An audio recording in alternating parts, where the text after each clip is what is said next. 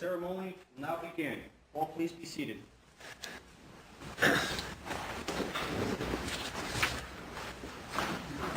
Good afternoon. Welcome. 3 words for me encapsulate this report on the state of the judiciary. The first is pride. Pride in the accomplishments of one of the largest, most complex court system in the nation, if not the entire universe.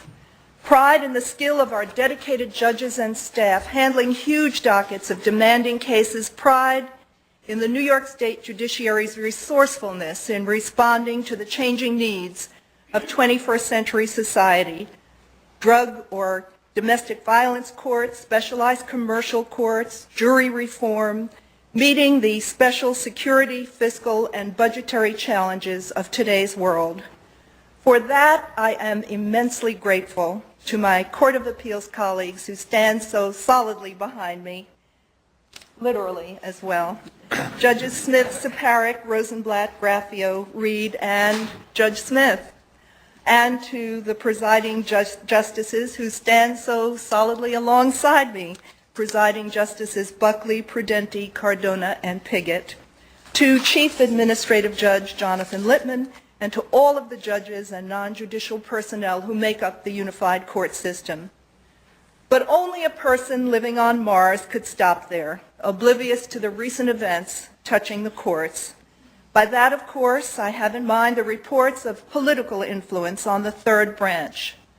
While I am sad that the public does not know more of the solid accomplishments of our courts and the vital role they play every single day in securing rights and punishing wrongs, I recognize that generally the media do not report safe landings, to quote a journalist friend.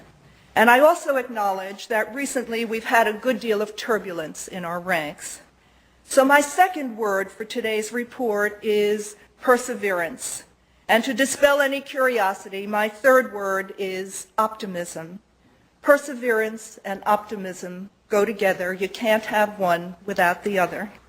I have no thought that we can make our system or any human system absolutely perfect, but I also have no doubt that with perseverance we can make it better, as we are fully resolved to do. We need and we deserve to have the trust and confidence of the public in the independence and the impartiality and the integrity of the New York State courts. We did not sit idly by when the long-standing system for fiduciary appointments came under fire, but turned a spotlight on ourselves and put meaningful reforms in place, as we are doing now with respect to judicial elections. Against this backdrop, I'd like to begin with court operations and conclude with the subject of public trust and confidence. And by the way, this will be a somewhat abridged, abbreviated version of the full printed message. It came down to a choice of either shortening my remarks today or distributing no-dos to all of you. And just raise your hand if you'd like the no-dos anyway. Here in brief are our plans for the year ahead.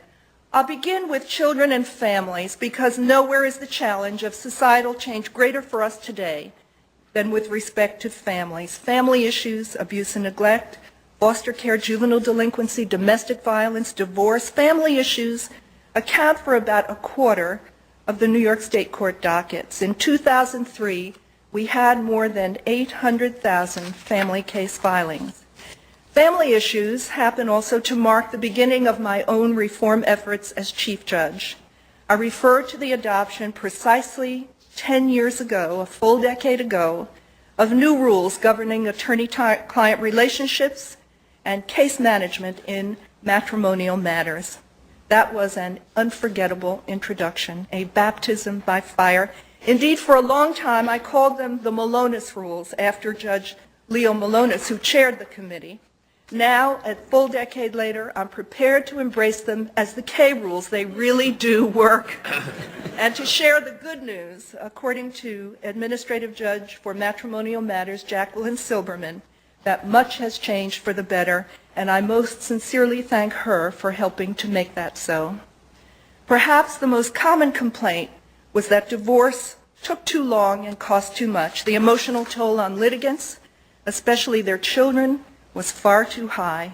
Today, a contested matrimonial is resolved in the New York State courts on average in less than half the time it took 10 years ago, down from 796 days to 319 days, an achievement exceeding even the one-year guideline set by the matrimonial rules.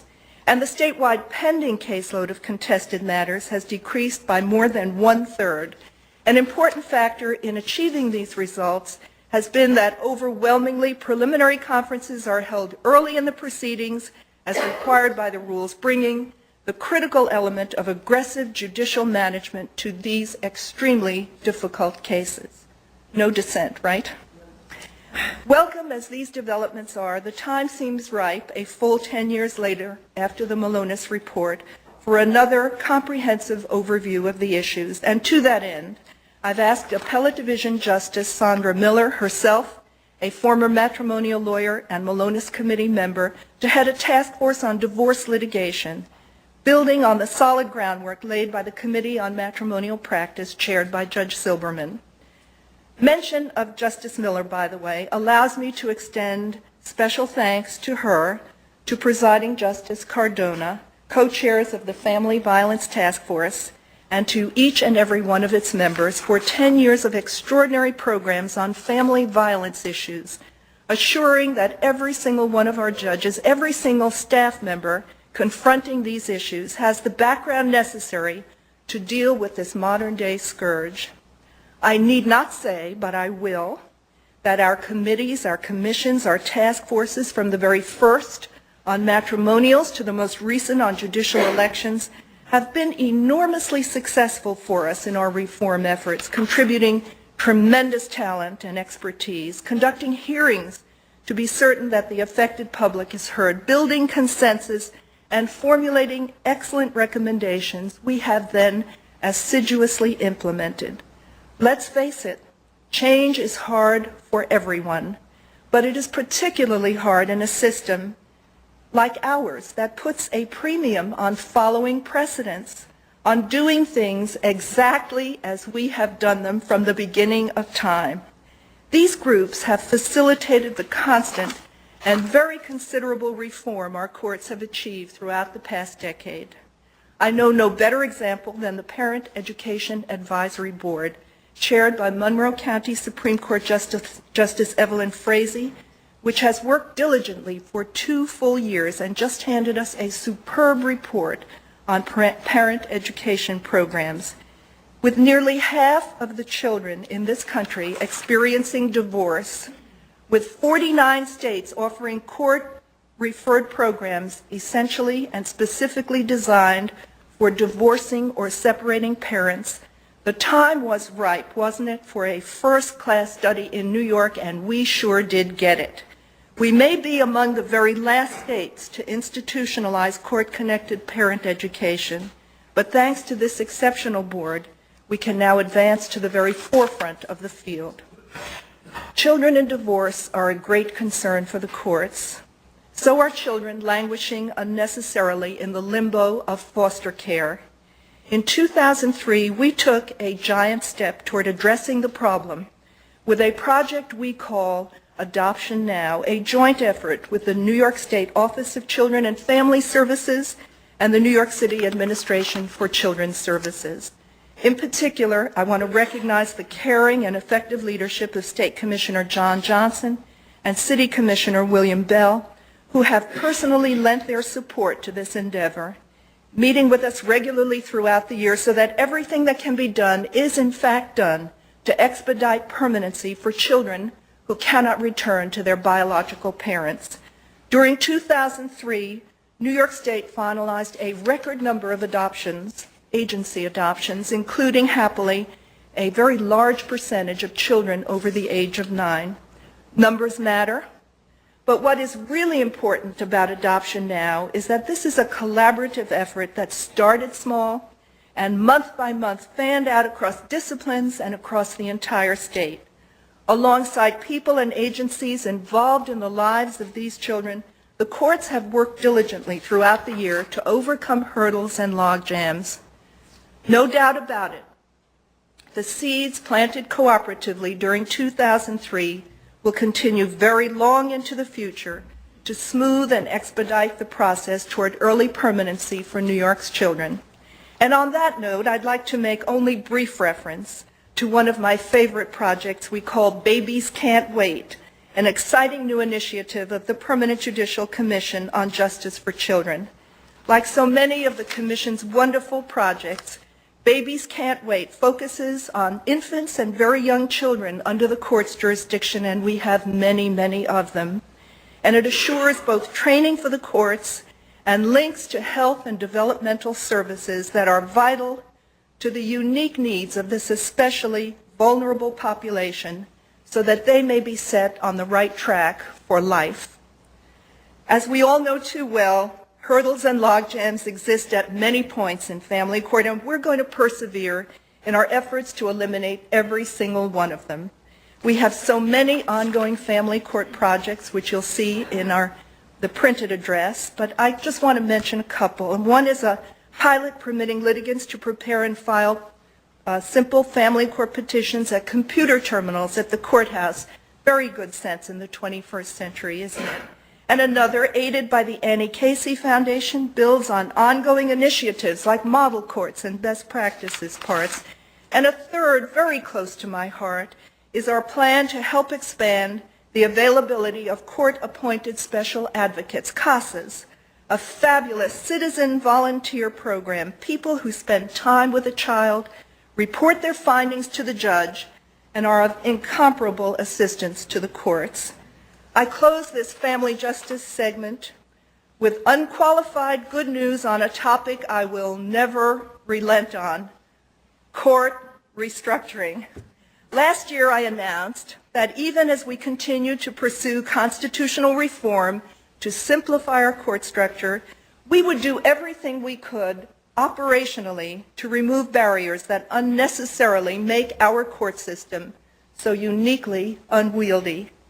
The first step was a 3-year plan for statewide development of integrated domestic violence courts. IDV courts bring victims of domestic violence and their families who have multiple proceedings before multiple judges in multiple courts, before just a single judge, one judge, empowered to hear and decide all of their issues: child custody, visitation, divorce, criminal charges. For the courts and for the litigants, this approach makes so much good sense. It promotes informed, effective decision-making, eliminates costly inefficiencies, facilitates access to services, and enhances victim safety. Under the direction of Judge Judy Harris Kluger, Deputy Chief Administrative Judge, our 3-year plan is right on target. In 2003, the original 6 IDV courts in Rensselaer, Westchester, the Bronx, Monroe, Suffolk, and Onondaga counties served nearly 1,000 new families who had a total case load of close to 4,000 separate cases.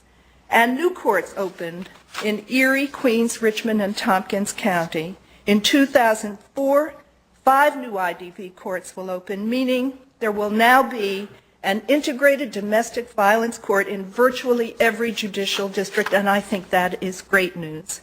With this strong and encouraging beginning, we're now poised to take a second step toward operational restructuring of the courts, beginning with the criminal dockets in New York City.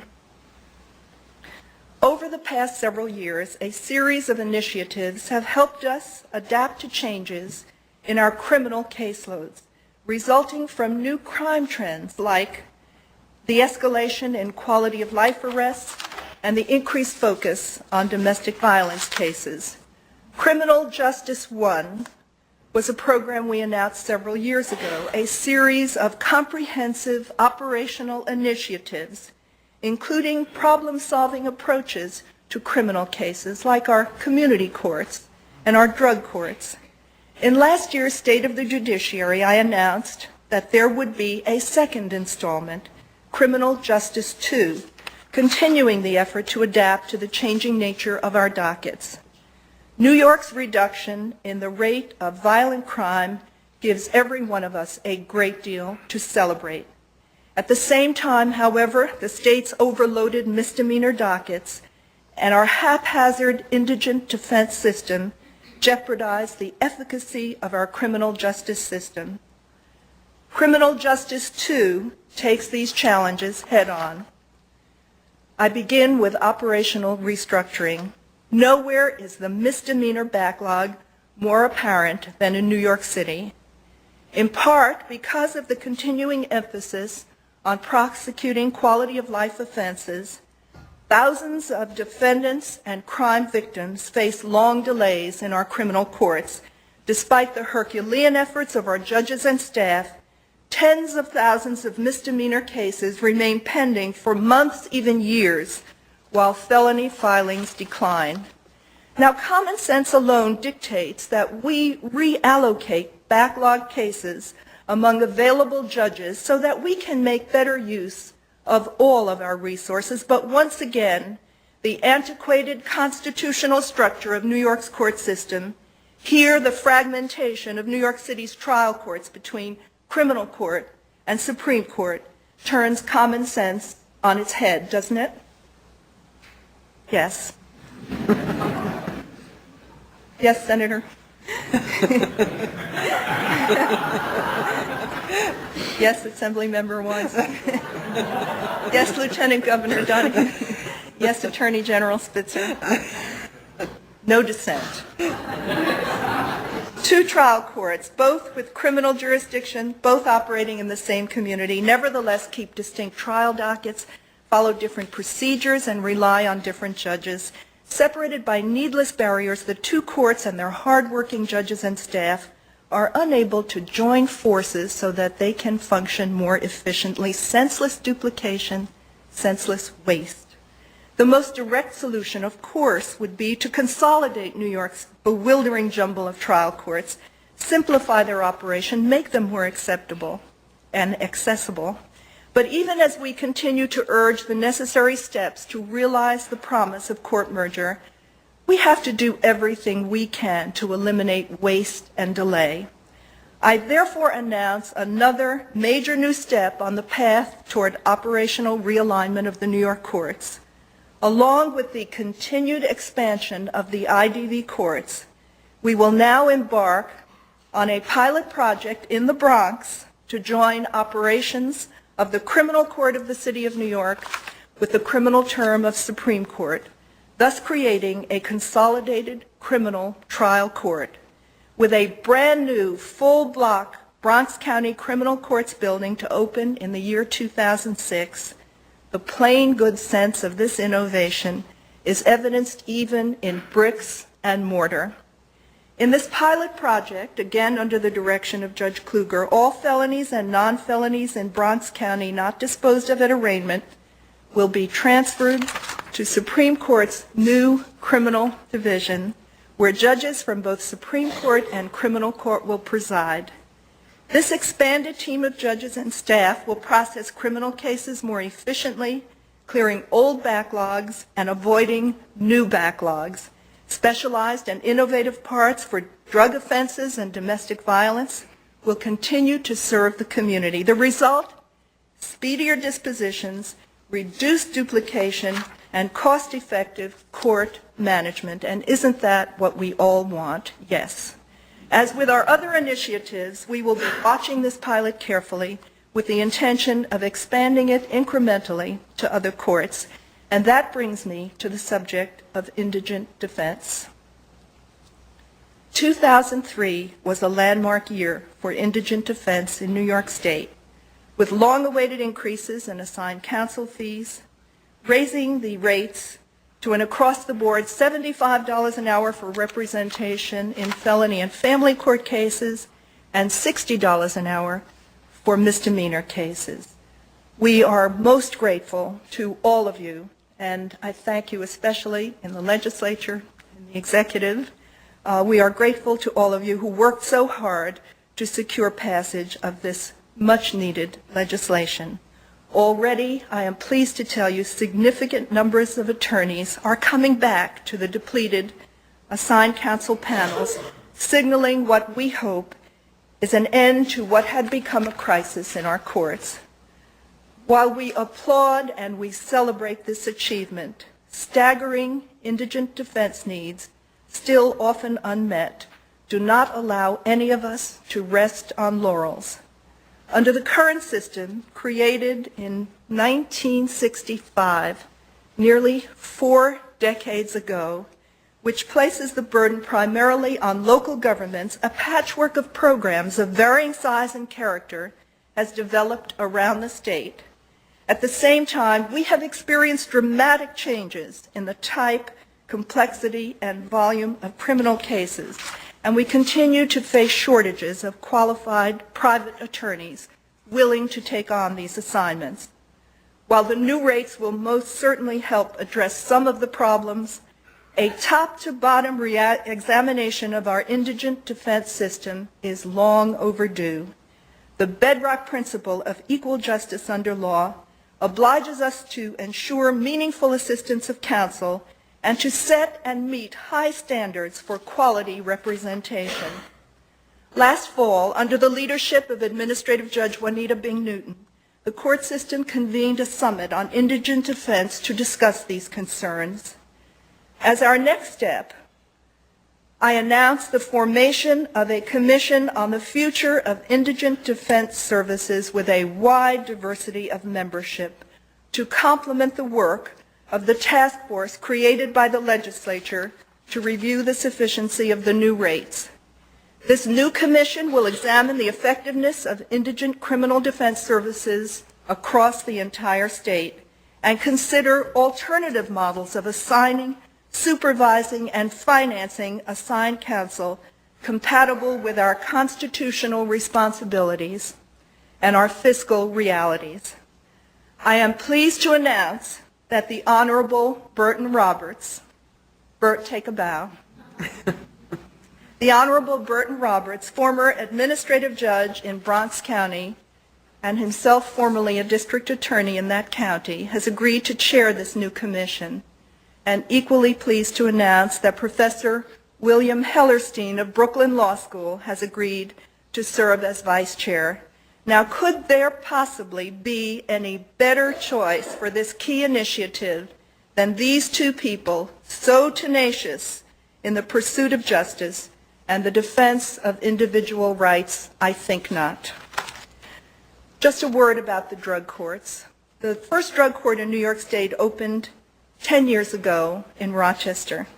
Today, because of statewide expansion, under the inspired leadership of Chief Administrative Judge Joseph Trafficante and his Office of Drug Court Treatment Programs, we have 108 drug treatment courts. 108 drug treatment courts. We have more than 6,000 participants in these courts now. We have had more than 20,000 offenders who have come through these courts since their first memorable days under City Court Chief Judge John Schwartz in Rochester. Drug courts work toward transforming nonviolent substance-abusing offenders into law-abiding, productive citizens, and we have long believed in their effectiveness. But now we have hard evidence, a comprehensive 3-year study finding that adult drug courts have beneficial effects well after participants leave the justice system. This includes reductions in recidivism, meaning less crime, savings in lives, and savings to the state of New York in tens, if not hundreds, of millions of dollars in incarceration costs. By the way, nothing is more heartening for me than a word from the judges who actually preside over these new courts and tell me that they see the life-changing success, the product of their efforts. What they tell me is, this is what I became a judge to do. And most recently, Erie County City Court Judge Joseph Casada, who has 30 years experience practicing law, wrote this to me. And I quote, "I, for one, single-handedly attest to the revolution in the criminal justice system with the advent of the drug treatment court and the domestic violence court. Today, we do it a lot better than it was done yesterday. I am a local judge, positively affecting the lives of many people in my community. A great blessing I cherish, a letter I cherish. And I turn next to civil justice. Close to 40% of our annual filings in the civil justice area, we don't face the same challenges that are presented by recycling criminal offenders and by the need for early permanency in the lives of children. But here, too, we have our work cut out for us. Pressing problems in the civil justice arena, personal injuries, property damage, commercial disputes, these demand modern, efficient case management. This year, we not only will be evaluating the 4-year-old comprehensive civil justice program that brought us differentiated case management methods, but we will also be taking a fresh look at every aspect of our civil docket. We will explore how best to meet standards and goals in the huge numbers of cases involving the City of New York as a defendant, whether there are new case management strategies to further facilitate our work, and whether our specialized parts should be continued and even expanded.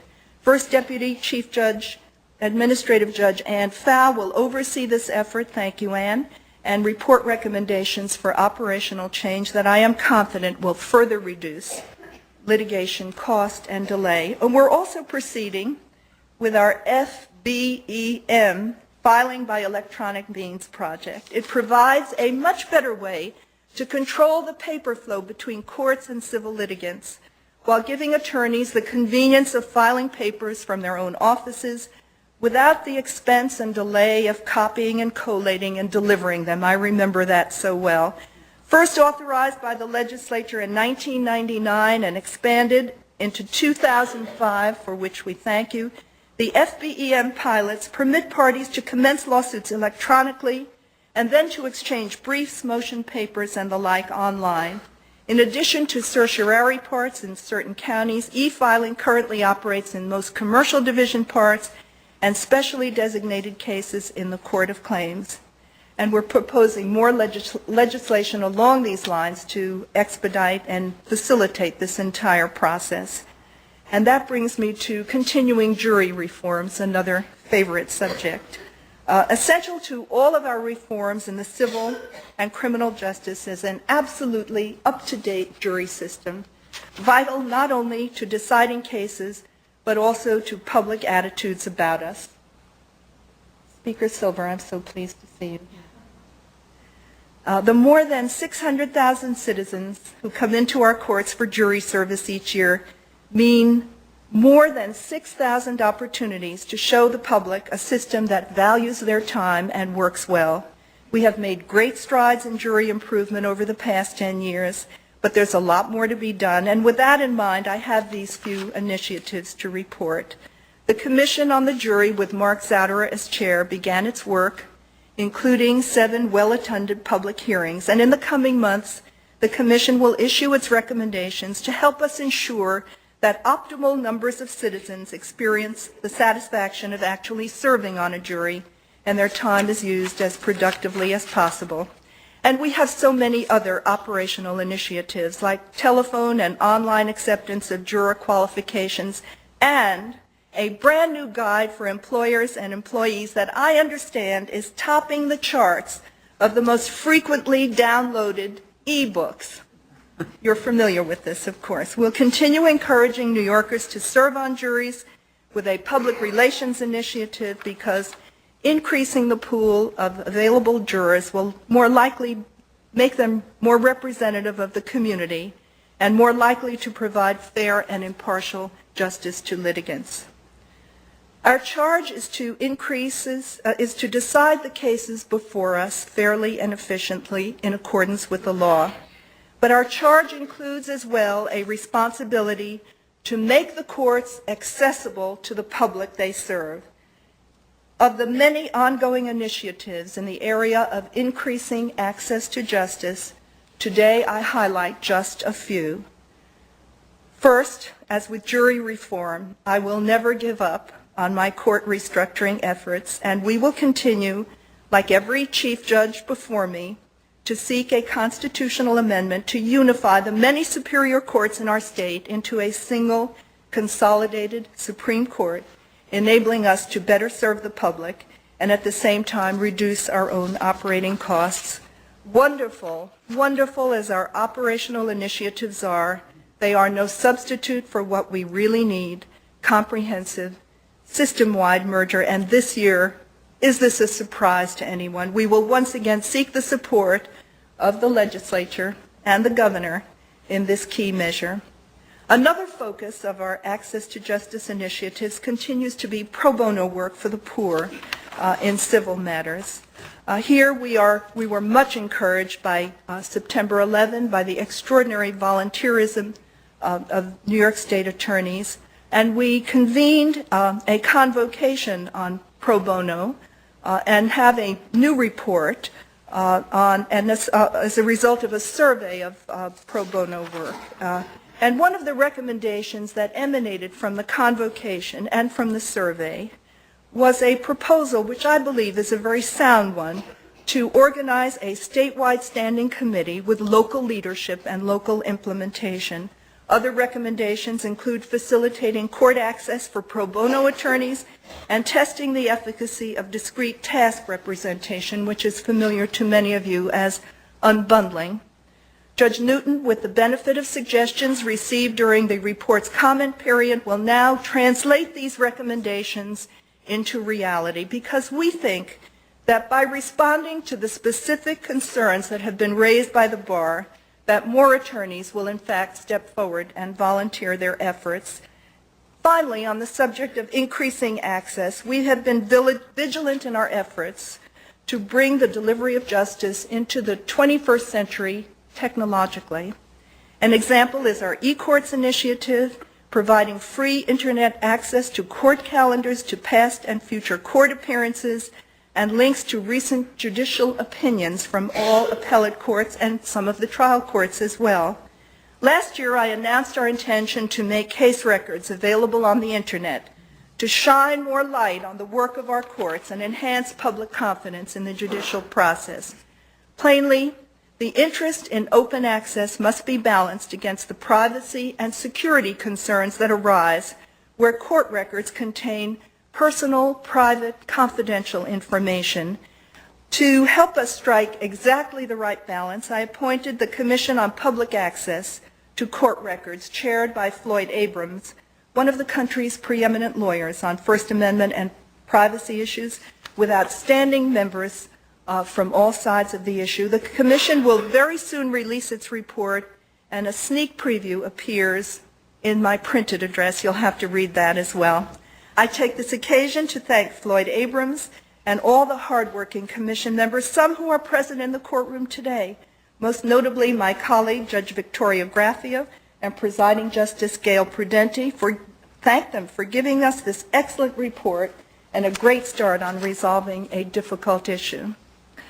Operational issues and initiatives are important to assure that family, criminal, and civil justice are delivered as effectively as possible.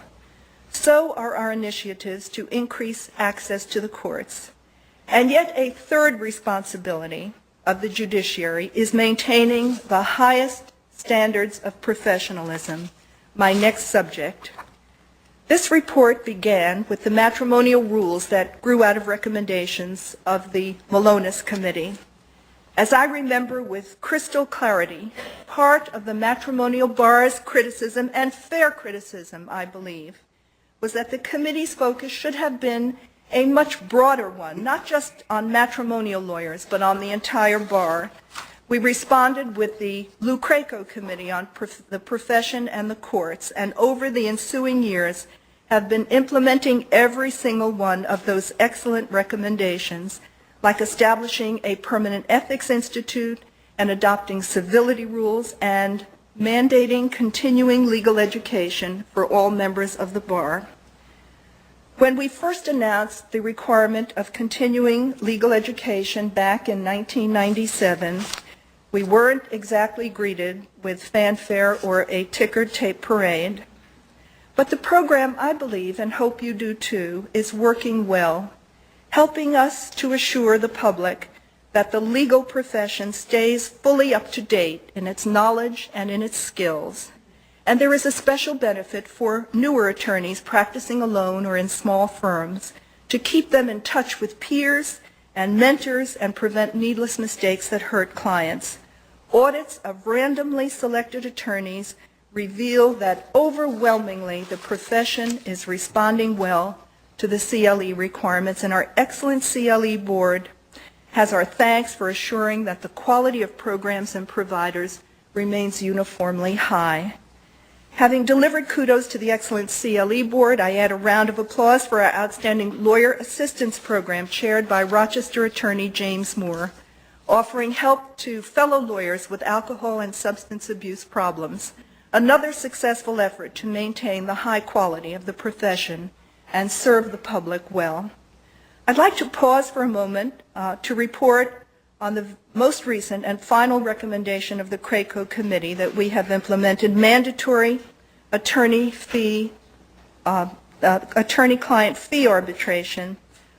The response of the bar here has been most gratifying. The board's, the program's Board of Governors, chaired by former Presiding Justice Guy Mangano, has reviewed and certified programs throughout the state to provide arbitration services in every county, trained more than 500 individuals as arbitrators, and established an informative and practical website to help the bar and the public, and every sign is that this program is operating exactly as intended, helping resolve these disputes expeditiously and satisfactorily, both for attorneys and for clients. Now, about 80% of all New York lawyers in private practice are in firms with fewer than 10 lawyers.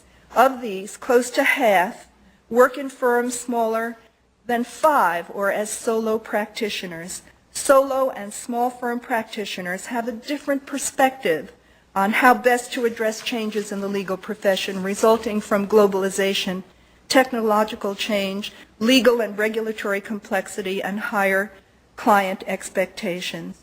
In some instances, fairly simple changes in administrative requirements could make a big difference for these practitioners and their clients. And with that in mind, I have formed a task force chaired by Rochester attorney June Castellano to tell us more about what these small changes and big differences would be for lawyers in small firms and solo practitioners. I have every expectation that their recommendations will lead to improvements to benefit us all. And I turn next, and I might say finally, to the subject of the judiciary. As life and law grow more complex, it is also vital that the judiciary stay abreast of new developments. With the opening in May 2003 of the Judicial Institute on the Pace campus in White Plains, now for the first time we have a state-of-the-art center for high-quality judicial education and research. After barely 6 months, the Institute has sponsored 75 programs on a wide range of subjects with more than 7,000 registrations. Magnificently overseen by Dean Judge Robert Keating, the Institute enables us all to assure that the unified court system functions at the highest level of quality. In addition to opening the Institute, 2003 saw continued progress in our commitment to upgrade court facilities. Clean and dignified court facilities bespeak respect for the process and for the people in them.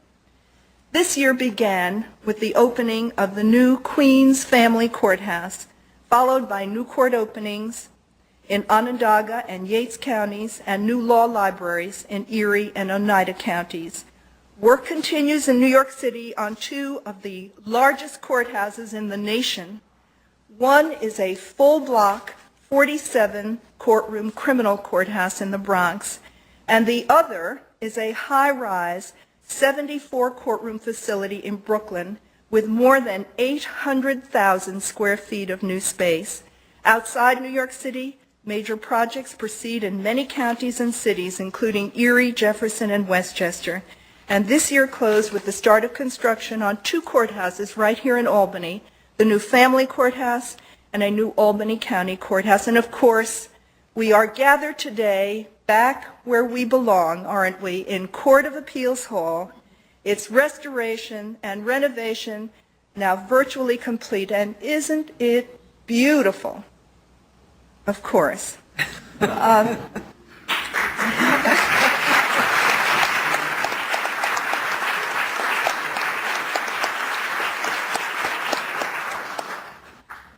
Special thanks to all of you who made that possible.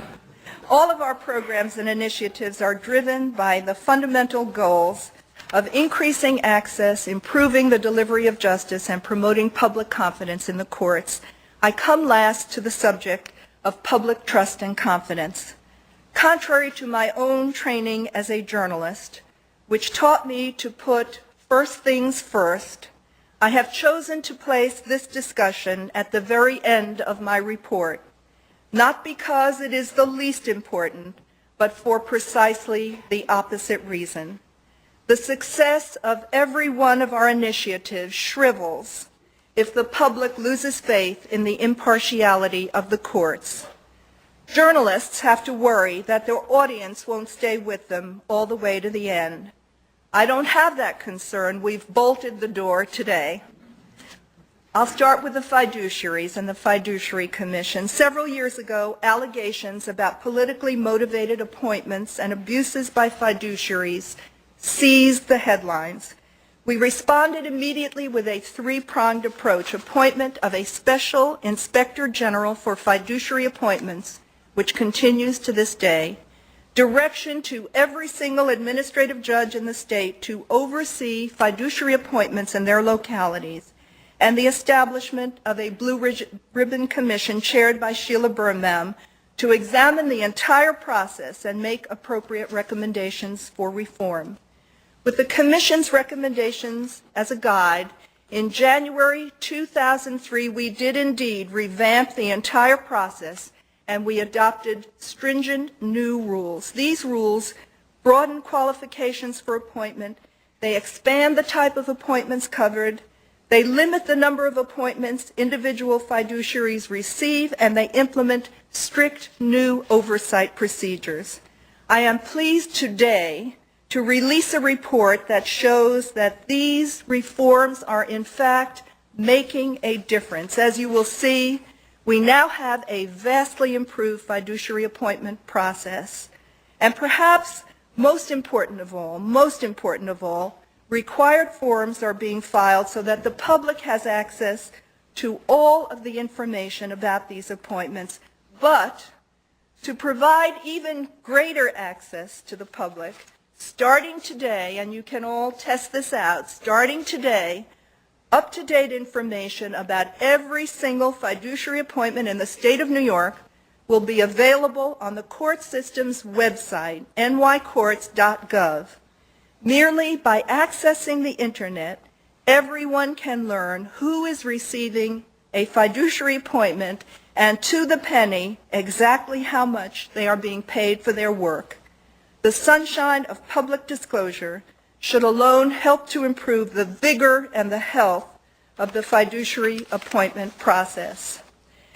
And I would like to turn next to judicial elections, which has recently been under especially intense public scrutiny.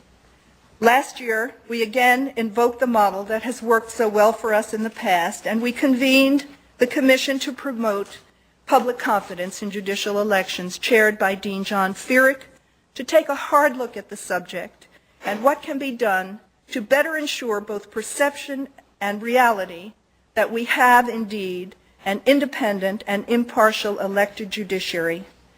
Public confidence in how we elect judges, a system imposed by the New York State Constitution more than 250 years ago, is critical to the mission of our courts. So I challenge the Commission to submit an interim report as soon as possible. Tell us things that we could do, we could implement immediately. And the Commission did indeed respond in December, concluding that New York's elected judges are overwhelmingly well qualified and hardworking and dedicated to the highest ethical standards. At the same time, the Commission found weaknesses in the elective system and proposed a number of solutions, such as clarifying the rules governing permissible candidate conduct and speech, requiring education for judicial candidates on how to conduct an ethical election campaign, requiring sitting judges who have accepted more than a minimal campaign contribution from lawyers to disqualify themselves from hearing cases when those lawyers appear before them, extended electronic filing of publicly searchable campaign disclosure statements, adopting new rules to curb potential abuses in campaign expenditures, improving voter education.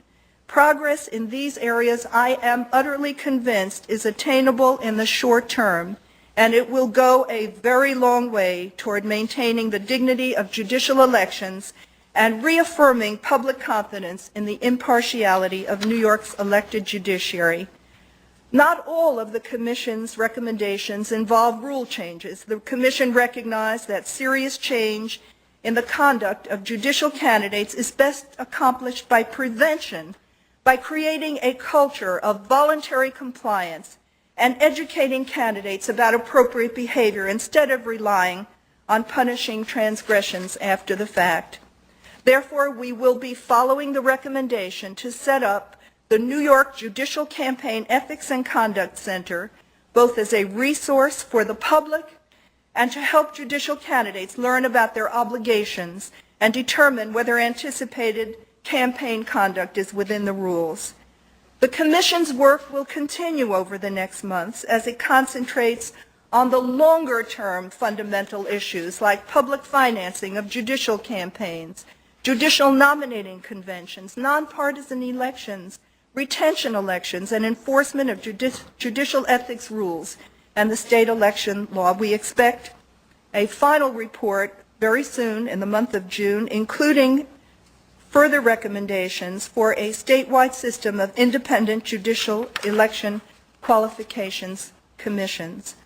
One thing is absolutely clear. We will not allow this to languish. The cost of simply going along with the status quo is much too high to the public that questions the impartiality of its courts, too high to the dedicated judges laboring in the shadow of these questions, too high to everyone who is part of our prized justice system. Recently, I read a line in an editorial that stayed with me. Being a judge should be a source of pride, not patronage. Every judge, I am confident, would agree.